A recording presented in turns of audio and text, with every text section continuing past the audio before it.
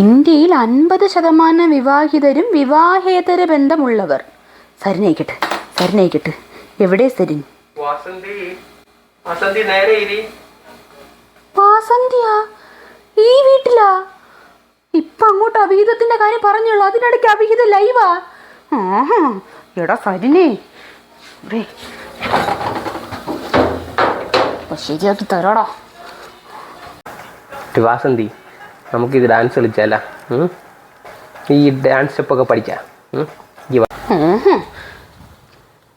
കസേരയെ കൊണ്ടിരുത്തിയേക്കാണല്ലേ, ശരിയാക്കി തരാടാ സരിനെ.